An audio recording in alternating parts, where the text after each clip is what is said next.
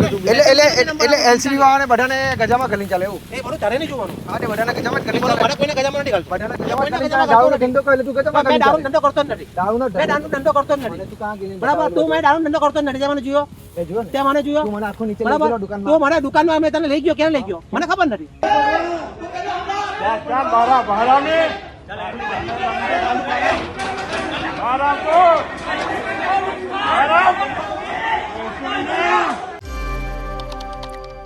આ જે દ્રશ્યો તમે જોયા, આ દ્રશ્યો ગુજરાતમાં કાયદો વ્યવસ્થાની સ્થિતિ અને ખાસ કરીને જે દારૂબંધીના જે અમલમાં મોટા મોટા દાવાઓ કરવામાં આવે છે એ જમીની હકીકત પર કેટલા સાચા છે એનું આ એક ચિત્ર છે કે જ્યારે આ દાવાઓ પોકળ સાબિત થાય છે અને બુટલેગરો એટલા આજે બેફામ બન્યા છે કે તેમને હવે કદાચ પોલીસનો ડર જ રહ્યો નથી। શું ને સમગ્ર મામલો તેના વિશે વિગતે ચર્ચા કરીશું। નમસ્કાર, આપ જોઈ રહ્યા છો નિર્ભય ન્યૂઝ, હું છું આપની સાથે પ્રથમ મોદી। સુરતમાં ખાસ કરીને જોવા જઈએ તો ખાખીનો ડર હવે દિવસે ને દિવસે ઘટી રહ્યો હોય એવું લાગે છે।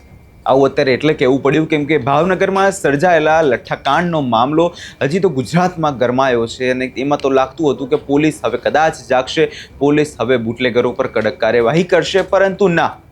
સુરત જિલ્લામાં જે દ્રશ્યો અને જે ઘટના સામે આવી તેને જોઈને સ્પષ્ટ થાય છે કે બુટલેગરોને ન તો કાયદાનો ડર છે ન તો કોઈ પોલીસનો ડર। સુરત જિલ્લામાં બુટલેગરો એટલા બેફામ છે અને પોલીસ જાણે ખાલી માત્ર મુખ પ્રેક્ષક બનીને તમાશો જોતી રહી ગઈ હોય એવું દ્રશ્ય સામે આવે છે।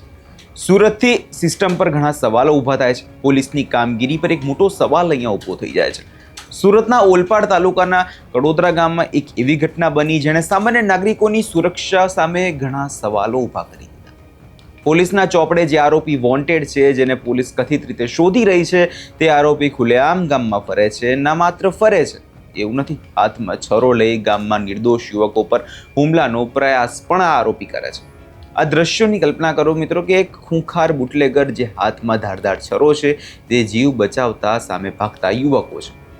આ ક્યાં કાયદો છે? આ ક્યાં લોકોની સાચી સુરક્ષા છે? ગુજરાતમાં તો જોવા જઈએ તો સુરતમાં બુટલેગરોને ખુલ્લો પરવાનો આપી દેવામાં આવ્યો હોય એવું આ ચિત્ર છે। ઓલપાડના જે કડોદરા ગામનો આ બુટલેગર જેનું નામ ઇમરાન પટેલ છે ઉર્ફ ઇમરાન મરઘી, આ ઇમરાન મરઘી નામના બુટલેગરે ગામના યુવકો પર જાહેરમાં હુમલો કરવાનો જે પ્રયાસ કર્યો છે તે ગુજરાતમાં જોવા જઈએ તો જે કાયદાનો મજાક ઉડાવતો હોય એવો આ બનાવ કહેવાય છે। સૌથી મોટો સવાલ એ છે કે આ ઇમરાન મરઘી છે કોણ અને શા માટે આ ઘટના પોલીસ માટે કદાચ શરમજનક છે? આ કોઈ વાત કરવામાં આવે છે ઇમરાન મરઘીની તો આ કોઈ સામાન્ય ગુનેગાર નથી જે પહેલી વાર તેણે ગુનો કર્યો હોય, પહેલી વાર આવું કોઈ કામ કર્યું હોય। ઇમરાન મરઘી છે જે કીમ ગામમાં 2 મહિના પહેલા પડેલી સ્ટેટ મોનિટરિંગ સેલ એટલે કે SMCની રેડમાં વોન્ટેડ આરોપી। 2 મહિના પહેલા જ્યારે સ્થાનિક પોલીસની ઊંઘ ઉડાડતા સ્ટેટ મોનિટરિંગ સેલે જે દરોડા પડ્યા, SMCની ટીમે જે દરોડા પાડ્યા એ દરોડામાં ઇમરાન મરઘીનું નામ ખુલ્યું। SMCની રેડ પડે, આરોપી વોન્ટેડ જાય થાય, છતાં 2 મહિના સુધી આ આરોપી પોલીસ પકડથી દૂર જ રહે છે। શું સ્થાનિક પોલીસ અત્યારે એટલી લાચાર છે કે પછી પોલીસ અને બુટલેગરો વચ્ચે કોઈ ખાનગી સમજોતી થઈ ગઈ છે જેને કારણે એને પકડવામાં જ નથી આવતો? 2 મહિનાથી જે આરોપી વોન્ટેડ છે તેને પકડવામાં પોલીસને કોઈ રસ નથી અને આ જ છે અત્યારે ગુજરાતનું ચિત્ર। આ જ આરોપી વોન્ટેડ છે, ઈચ્છે ત્યારે કડોદરા ગામમાં ખુલ્લેઆમ આવે છે, હાથમાં છરો લઈને ફરે છે, લોકો સાથે દાદાગીરી કરે છે। એ દર્શાવે છે કે બુટલેગરોએ કાયદો પોતાને હાથમાં લઈ લીધો છે।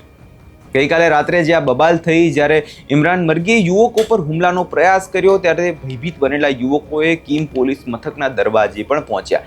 યુવકોએ જીવના જોખમે કીમ પોલીસ મથકમાં માથાભારે બુટલેગર વિરુદ્ધ લેખિત ફરિયાદ પણ આપી, પરંતુ સવાલ એ છે કે કીમ પોલીસ ક્યારે જાગશે?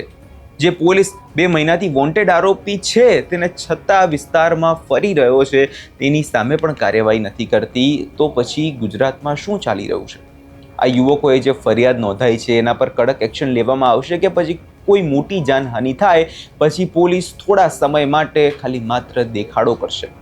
કોઈ યુવાનનો જીવ જાય તેની રાહ જોવામાં આવી રહી છે કે શું? આ સવાલ પણ અત્યારે સુરતના લોકો પૂછી રહ્યા છે। વોન્ટેડ આરોપી જ્યારે ખુલ્લેઆમ ફરતો હોય, પોલીસની આ નિષ્ક્રિયતા પર ઘણા સવાલો અહીંયા છોડી જાય છે। સામાન્ય નાગરિક હેલ્મેટ વગર નીકળે છે તો પોલીસ તરત તેને પકડે છે, તેને દંડ ફટકારે છે, તો પછી આ જે આરોપી, જે બુટલેગર, જે છરો લઈને જે પોલીસની સામે દાદાગીરી કરે છે, જે લોકો પર જે છરાવથી હુમલો કરે છે, એને શા માટે નથી પકડાતો? આ ઘટનામાં સૌથી ચોંકાવનારી બાબત અહીંયા એ છે કે કિમ પોલીસનો જે ભૂતકાળ આ મામલે ખૂબ જ જોવા જઈએ તો ડાઘવાળો રહ્યો છે. જે એસએમસીની રેડમાં ઇમરાન મરઘી વોન્ટેડ છે, એ જ રેડના કારણે કિમ પોલીસ મથકના પીઆઈ અને એએસઆઈ સસ્પેન્ડ થવાનો વારો આવ્યો છે. વિચારો, પીઆઈ અને એએસઆઈ કક્ષાના અધિકારીઓ સસ્પેન્ડ થઈ ચૂક્યા છે, સ્થાનિક પોલીસની આબરૂના ધજાગરા ઉડી ચૂક્યા છે, તે છતાં કિમ પોલીસ હજુ પણ આ ભાડ ભણવા તૈયાર નથી. ઉચ્ચ અધિકારીઓની કાર્યવાહી બાદ પણ જો સ્થાનિક પોલીસ બુટલેગરો પ્રત્યે આવી જ ઢીલ, આવી જ નીતિ જાળવી રાખતી હોય તો તેનો મેસેજ સ્પષ્ટ છે કે પોલીસ અને ખાકી વર્દી કરતાં બુટલેગરો સાથેના સંબંધ વધુ વાળા છે. આજે કડોદરા ગામના લોકો ડરમાં છે, જીવી રહ્યા છે અને એવું કહે છે કે ગામના યુવાનો આજે અસુરક્ષિત છે. પોલીસ બુટલેગરોની સામે ઢીલી નીતિ, આ આળસ, આ આંખ આડા કાન કરવાની વૃત્તિના કારણે આજે બુટલેગરો એટલા બેફામ છે કે તે કાયદાનો મજાક બનાવી રહ્યા છે. હવે આખા મામલે બુટલેગરો પણ એવું કહે છે કે અમારું કોઈ પોલીસ બગાડી શકશે નહીં. રાજ્યના ગૃહ વિભાગ અને ઉચ્ચ પોલીસ અધિકારીઓ આ ઘટનાની ગંભીરતા લેવી જોઈએ. ના માત્ર સ્થાનિક પોલીસ પર ભરોસો રાખીને બેસી રહેવાનો સમય હવે કદાચ નથી.